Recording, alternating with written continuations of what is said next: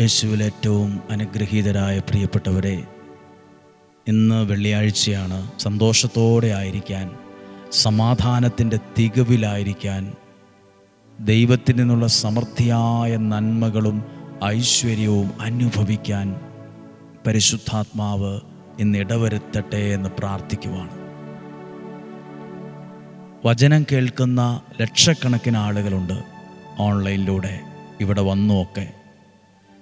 ഓരോരുത്തരും പ്രധാനപ്പെട്ടതാണ്. ഓരോരുത്തരും ഞങ്ങൾക്ക് പ്രധാനപ്പെട്ടതാണ്. വചനം കേൾക്കുന്ന ഇതിനകത്ത് ഒരാളില്ലേ, ഒരാൾ പ്രധാനപ്പെട്ടതാണ്. കാരണം ഒരാത്മാവിൻ്റെ വില ഈ മുഴുവൻ ലോകത്തേക്കാൾ വലുതാണ്. ഒരാത്മാവിൻ്റെ വില ഏറ്റവും പ്രാധാന്യത്തോടെ നിങ്ങളെ കാണുകയാണ്. കർത്താവേ, പ്രാർത്ഥനയോടെ ഇന്നത്തെ വചനം കേൾക്കുവാൻ ഞങ്ങളുടെ ശരീരത്തെയും മനസ്സിനെയും ആത്മാവിനെയും ഞങ്ങൾ ഒരുക്കുന്നു.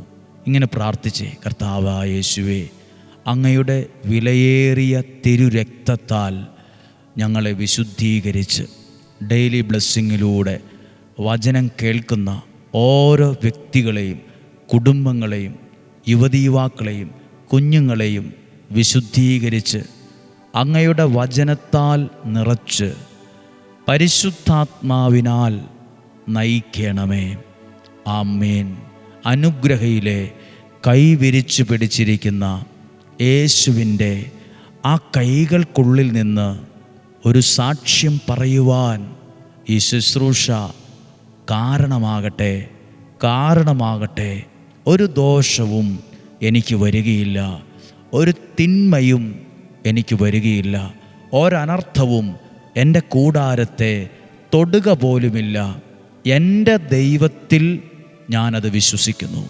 ആമേൻ, ആമേൻ. ഞങ്ങളിവിടെ സ്ഥിരമായി ചൊല്ലുന്നൊരു പ്രാർത്ഥനയാണ്. നിങ്ങൾക്കും ആഗ്രഹം നല്ലതായി തോന്നുമെങ്കിൽ നിങ്ങൾക്കും ഈ പ്രാർത്ഥനയൊക്കെ ചൊല്ലാം. ദൈവം അനുഗ്രഹിക്കട്ടെ, ദൈവം നിങ്ങളെ സഹായിക്കട്ടെ. പ്രിയപ്പെട്ടവരെ, ഈ വചനം കേൾക്കുമ്പോൾ ഉണ്ടല്ലോ, നമ്മുടെ ഉള്ളിൽ നമ്മുടെ ജീവിതത്തെ മനോഹരമാക്കുന്ന ഒരു വെളിച്ചം ഉണ്ടാകാൻ തുടങ്ങും എന്നാണ് ഞാൻ വിശ്വസിക്കുന്നത്. നമ്മുടെ ജീവിതത്തെ മനോഹരമാക്കാനുള്ള ഒരു വെളിച്ചം ഉള്ളിലുണ്ടാകാൻ തുടങ്ങും വചനം കേൾക്കുകയും പ്രാർത്ഥിക്കുകയും ചെയ്യുമ്പോൾ.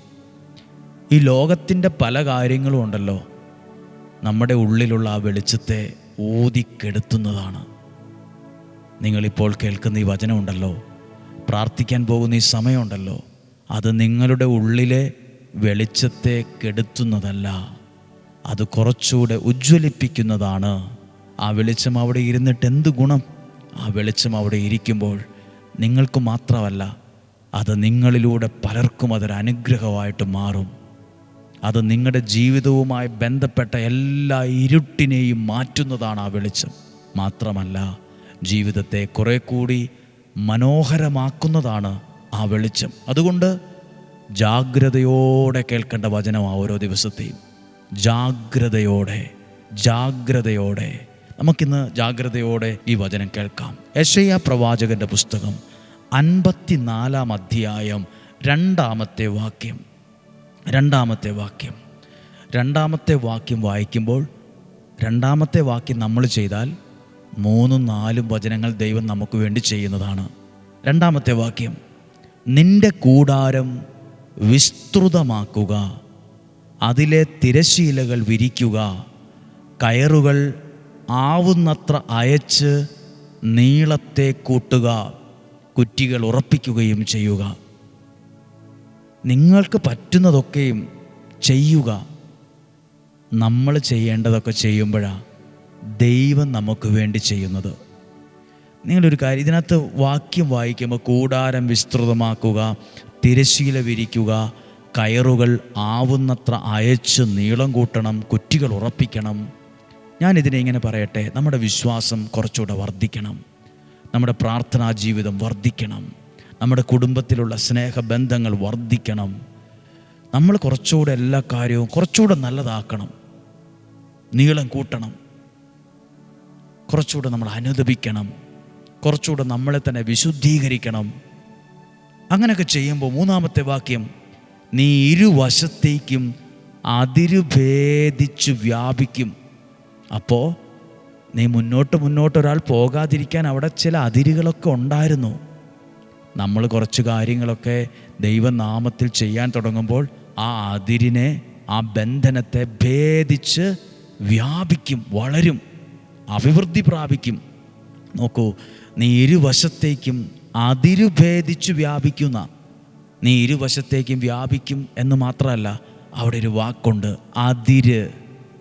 അതിരൊരു അടയാളം, ഒരു സ്ഥലം, ഒരു ബ്ലോക്കാണ് അതിര്. ഇവിടം വരെ അതിര്.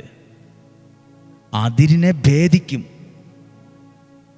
നമ്മൾ കുറച്ചുകൂടെ ആത്മാർത്ഥതയോടെ വചനം കേൾക്കുമ്പോൾ, ഇന്ന് നിങ്ങളുടെ ജീവിതത്തിന് മുമ്പിൽ എന്തെങ്കിലുമൊക്കെ തടസ്സം അതിരായിട്ടുണ്ടോ? അതിനെ മാറ്റി അതിരുകൾ ഭേദിച്ച് വ്യാപിക്കും. അങ്ങനെ ചെയ്ത് അടുത്തത്, നിന്റെ സന്തതികൾ രാജ്യങ്ങൾ കൈവശപ്പെടുത്തും, വിജന നഗരങ്ങൾ ജനനിബിഡമാവുകയും ചെയ്യും. മക്കൾ അനുഗ്രഹിക്കപ്പെടും, ദേശം അനുഗ്രഹിക്കപ്പെടും. അതാ അതിൻ്റെ അർത്ഥം. നമ്മൾ പ്രാർത്ഥിക്കുകയും ദൈവത്തിൽ ആശ്രയിക്കുകയും വചനം എഴുതുകയും സുവിശേഷ വേല പോലെ ഈ വചനം അനേകർക്ക് എത്തിച്ചു കൊടുക്കുകയും ചെയ്യുമ്പോൾ അതിൻ്റെ ഒരു അനുഗ്രഹം, അതിൻ്റെ ഒരു നന്മ നമ്മുടെ ജീവിതത്തിൽ വരുമെന്ന് അതിൻ്റെ അർത്ഥം. മക്കൾ അനുഗ്രഹിക്കപ്പെടുമെന്ന്. മക്കൾ അനുഗ്രഹിക്കപ്പെടും. മക്കൾ വഴിതെറ്റിപ്പോവുകയില്ല. മക്കൾ അനുഗ്രഹിക്കപ്പെടും. പ്രിയപ്പെട്ട ഈ വചനമൊക്കെ കേൾക്കുമ്പോഴേ നിങ്ങൾക്കും നിങ്ങളുടെ മക്കളൊക്കെ എത്ര പ്രായത്തിലുള്ളവരാകട്ടെ, ചെറുതാകട്ടെ, എപ്പോഴെങ്കിലുമൊക്കെ സമയവും സാഹചര്യമൊക്കെ ഒക്കുമ്പോഴേ ഇങ്ങനെയൊക്കെ വചനം കേട്ട് പ്രാർത്ഥിക്കുന്ന സ്ഥലത്തൊക്കെ ഒന്ന് കൊണ്ടുപോയി 5 ദിവസത്തെയും 3 ദിവസത്തെയും ധ്യാനം ഒന്നും കൂടാൻ പറ്റിയില്ലേലും ഒരു ഏകദിന ധ്യാനത്തിന് 1-2 ദിവസമൊക്കെ മാറ്റിവെച്ച് പ്രാർത്ഥിച്ച് ഒരനുഗ്രഹമൊക്കെ മേടിച്ച് 6 മാസത്തിലൊരിക്കലെങ്കിലും അവരെയൊക്കെ അങ്ങനെ പ്രാർത്ഥനയുള്ള സ്ഥലങ്ങളിൽ കൊണ്ടുപോകണം. മക്കൾ അനുഗ്രഹിക്കപ്പെടാൻ നമ്മളും ചില കാര്യങ്ങൾ ചെയ്യണം. ചുമ്മാതെ അനുഗ്രഹിക്കപ്പെടുകയില്ല. വിലയുള്ളതിനൊക്കെ വില കൊടുക്കണം. വിലയുള്ളതിന് വില കൽപ്പിച്ചേ മതിയാകൂ. വിലയുള്ളത് വില കൊടുക്കണം. അപ്പോൾ ആ വിലയുള്ളത് നമ്മുടെ കയ്യിലെത്തും. ഇനി 4-ാമത്തെ വാക്യം, ഭയപ്പെടേണ്ട, നീ ലജ്ജിതനാവുകയില്ല, നീ നാണം കെട്ട് പോവുകയില്ല. എനിക്കൊരു കാര്യം ഉറപ്പിച്ചു പറയാൻ പറ്റും. പ്രാർത്ഥിച്ചതുകൊണ്ട്, ഈ വചനമൊക്കെ ഇങ്ങനെ മുടങ്ങാതെ കേട്ടതുകൊണ്ട് നിങ്ങൾ എവിടെയും തല കുനിക്കേണ്ടി വരികയില്ല കേട്ടോ. എവിടെയും നാണം കെട്ടുപോയി എന്നൊന്നും പറയാൻ ഇടവരികയില്ല കേട്ടോ. ഇതാ ദൈവവചനം പറയുക, ഭയപ്പെടേണ്ട. ഭയം, മക്കളെ ഓർത്ത് ഭയം, ആരോഗ്യത്തെ ഓർത്ത് ഭയം, ആയുസ്സിനെ ഓർത്ത് ഭയം, മരണഭയം, സാമ്പത്തിക പ്രതിസന്ധി ഓർത്ത് ഭയം. ഭയപ്പെടേണ്ട, നീ ലജ്ജിതയാവുകയില്ല, നീ അപമാനിതയാവുകയുമില്ല. എവിടെയും നാണം കെട്ടു പോവില്ല, എവിടെയും പരാജയപ്പെട്ടു പോവുകയില്ല, എവിടെയും തകർന്നു പോവുകയില്ല. പിന്നെയോ, നിന്റെ യൗവനത്തിലെ അപകീർത്തി, യൗവനത്തിൽ ചില സമയത്ത് ഉണ്ടായ തെറ്റോ കുറ്റമോ കുറവോ അതിലൂടെ നിൻ്റെ ജീവിതത്തിലേക്ക് വന്ന ഒരു നാണക്കേട്, ഒരു അപകീർത്തി. അയ്യോ, ഇനി ഞാൻ എന്തു ചെയ്യും? ഇനി ഞാൻ എങ്ങനെ എല്ലാവരുടെയും മുഖത്ത് നോക്കും? ഇനി ഞാൻ എങ്ങനെ പള്ളിയിൽ പോകും? ഇനി ഞാൻ എങ്ങനെ പട്ടണത്തിൽ പോകും? ഇനി എങ്ങനെ അവരുടെ വീട്ടിൽ ഞാൻ കയറും? ചില നാണംകടലുകളൊക്കെ ജീവിതത്തിൽ ഉണ്ടായിട്ടുണ്ടോ? തോറ്റുപോയിട്ടുണ്ടോ? യൗവനത്തിലെ അപകീർത്തി നീ വിസ്മരിക്കും. വിസ്മരിക്കുമെന്ന് പറഞ്ഞാൽ അതൊക്കെ മറക്കും. മറക്കാൻ ദൈവം ഇടവരുത്തും. അടുത്തത്, വൈദവ്യത്തിലെ നിന്ദനം നീ ഓർക്കുകയില്ല. ഇനി അത് ഓർക്കുക പോലും ചെയ്യാത്ത വിധത്തിൽ അത് മറക്കും എന്ന് മാത്രമല്ല, ഒരു നന്മയെ, ഒരു അനുഗ്രഹത്തെ തന്ന് നിൻ്റെ ജീവിതത്തെ ദൈവം മാനിക്കും. നമുക്കൊന്ന് പ്രാർത്ഥിക്കാം. ചിലരൊക്കെ ജീവിതത്തിൽ ഒത്തിരി അപമാനം ഏറ്റവരാണ്, നാണം കെട്ടവരാണ്, പലരുടെ മുമ്പിൽ തലകുനിഞ്ഞവരാണ്, അപമാനിതനായതാണ്, അപമാനിതയായവരുണ്ട്. വിഷമിക്കൊന്നും വേണ്ട.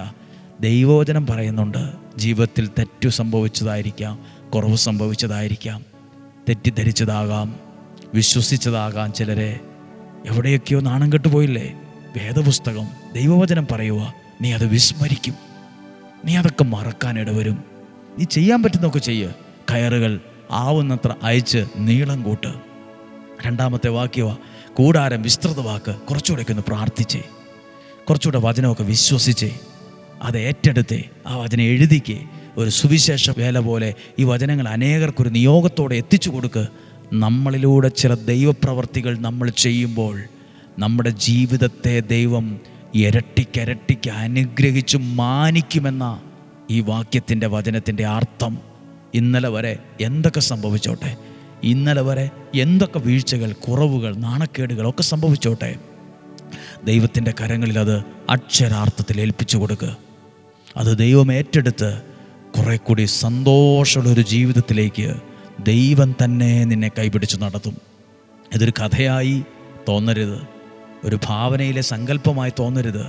ഇത് ജീവിതത്തിൽ യാഥാർത്ഥ്യമായിട്ട് മാറും, അനുഗ്രഹമായിട്ട് മാറും. പ്രാർത്ഥിക്കാൻ പോവാണ്.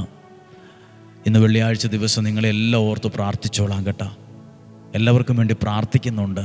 പരസ്പരം കണ്ടിട്ടില്ലെങ്കിലും, പരസ്പരം നമുക്ക് ഹൃദയ ബന്ധമൊന്നും ഇല്ലെങ്കിലും, ഈ വചനം കേൾക്കുന്ന നമ്മൾ ഒരു കുടുംബത്തിലെ ആളുകളെ പോലെ ഒരുമിച്ച് നിൽക്കുന്ന ഒരു കൂട്ടായ്മയാണ്.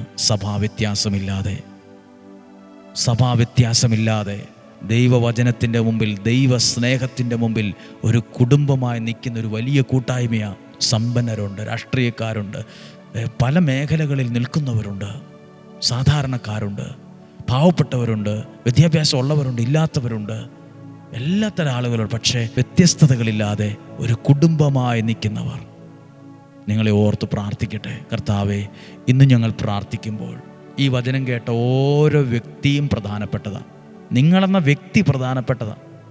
ദൈവത്തിനും ദൈവസഭയ്ക്കും ദൈവരാജ്യത്തിനും നിങ്ങളെന്ന വ്യക്തി, നിങ്ങളുടെ കുടുംബം പ്രധാനപ്പെട്ടതാണ്. കാരണം ഒരു ആത്മാവ് മുഴു ലോകത്തേക്കാൾ വിലയുള്ളതാണ്. ഒരാത്മാവിൻ്റെ വില. ഈ ലോകം മുഴുവൻ നേടിയാൽ നിൻ്റെ ആത്മാവ് നഷ്ടമായാൽ കാര്യമില്ലെന്ന്. അപ്പോൾ ഓരോ വ്യക്തിയും പ്രധാനപ്പെട്ടതാണ്. ഒരാളെങ്കിലും ഈ വചനം കേട്ട് അനുഗ്രഹത്തിലേക്ക് വരുന്നുണ്ടെങ്കിൽ അത് സ്വർഗത്തിൽ എൻ്റെ നിക്ഷേപമാണ്. അതൊരു സുവിശേഷ വേലയാണ്. ഞാൻ ഈ വചനം കേൾക്കുന്നു, ദൈവീകമായ കാര്യമാണ്. ഞാൻ ഈ വചനം 10 പേർക്ക് അയച്ചു കൊടുക്കുന്നു. നമ്മൾ ചെയ്യുന്നത് ദൈവീകമായൊരു കാര്യമാണ്. അതിൻ്റെ പ്രതിഫലം വേറെയാണ്. പ്രാർത്ഥിക്കാം. നമ്മുടെ കർത്താവ് ഈശോ മിശിഹായുടെ കൃപയും പിതാവായ ദൈവത്തിൻ്റെ സ്നേഹവും പരിശുദ്ധാത്മാവിൻ്റെ സഹവാസവും നിങ്ങളോട് കൂടെ ഉണ്ടായിരിക്കട്ടെ. രോഗങ്ങൾ, അപകടങ്ങൾ, ദുർമരണങ്ങൾ മാറിപ്പോകട്ടെ. ദീർഘായുസ്സും നല്ല ആരോഗ്യവും ഉണ്ടാകട്ടെ. മന്ത്രവാദത്തിൻ്റെ, കൂടോത്തരത്തിൻ്റെ, ക്ഷുദ്രപ്രയോഗത്തിൻ്റെ, തിന്മയുടെ സ്വാധീനങ്ങളോട് കൂട്ടുചേർന്ന് നമുക്കോ നമ്മുടെ കുടുംബത്തിനോ ആരോഗ്യത്തിനോ ശുശ്രൂഷയ്ക്കോ എതിരെ ആരെങ്കിലും എന്തെങ്കിലും ചെയ്യുന്നുണ്ടെങ്കിൽ അവരെ യേശുവിൻ നാമത്തിൽ അവർക്ക് വേണ്ടി പ്രാർത്ഥിക്കുന്നു. അതിനെ നിർവീര്യമാക്കി പ്രാർത്ഥിക്കുന്നു. ഞങ്ങളെ അനുഗ്രഹിക്കണമേ, ഞങ്ങളെ പൊതിഞ്ഞ് സൂക്ഷിക്കണമേ, ഞങ്ങളെ ഉള്ളങ്കൽ എന്ന പോലെ കൊണ്ടു നടക്കണമേ. ഞങ്ങൾ അങ്ങയിൽ ആശ്രയിക്കുന്നു. ഞങ്ങൾ അതിരുകൾ വിസ്തൃതമാക്കുന്നു. കയറുകൾ ആവുന്നത്ര അയച്ച് നീളം കൂട്ടുന്നു. കുറ്റികളെ ഉറപ്പിക്കാൻ തയ്യാറാകുന്നു. പ്രാർത്ഥിക്കാൻ തയ്യാറാകുന്നു. ആരാധിക്കാൻ തയ്യാറാകുന്നു. വചനം കേൾക്കാൻ തയ്യാറാകുന്നു. വചനം ധ്യാനിക്കാൻ തയ്യാറാകുന്നു. നിൻ്റെ സന്തതികൾ അനുഗ്രഹിക്കപ്പെടും. രാജ്യം അനുഗ്രഹിക്കപ്പെടും. ദേശം അനുഗ്രഹിക്കപ്പെടും. നീ ലജ്ജിതനാവുകയില്ല. യൗവനത്തിലെ നിൻ്റെ അപകീർത്തിയായ കാര്യങ്ങളൊക്കെ നീ വിസ്മരിക്കും. ദൈവം നിന്നെ സമൃദ്ധിയായിട്ട് അനുഗ്രഹിക്കുന്നു. ഇന്നും ജീവിക്കുന്ന യേശുവിൻ നാമത്തിൽ, പിതാവിൻ്റെയും പുത്രൻ്റെയും പരിശുദ്ധാത്മാവിൻ്റെ നാമത്തിൽ നിങ്ങളെ അനുഗ്രഹിച്ച് പ്രാർത്ഥിക്കുന്നു. ഇപ്പോഴും എപ്പോഴും എന്നേക്കും. ആമേൻ. ഇന്ന് വൈകുന്നേരം 7 മണിക്ക് വിശുദ്ധ അന്തോണീസിൻ്റെ നൊവേന ചൊല്ലി പ്രാർത്ഥിക്കുന്നുണ്ട്. ഇന്ന് ഡെയിലി ബ്ലെസ്സിങ് വചനം കേൾക്കുന്ന ഓരോ വ്യക്തികളെയും വൈകുന്നേരത്തെ ആ നൊവേനയിലും ഓർത്ത് പ്രിയപ്പെട്ട അച്ഛൻ പ്രാർത്ഥിക്കും. സാധ്യമെങ്കിൽ നിങ്ങൾക്ക് പ്രാർത്ഥിക്കാം. നാളെയും 5:30 ഒരുമിച്ച് കാണുന്നതുവരെ സ്വർഗത്തിലെ ദൈവം എന്നെയും നിങ്ങളെയും സൂക്ഷിക്കട്ടെ. ആമേൻ.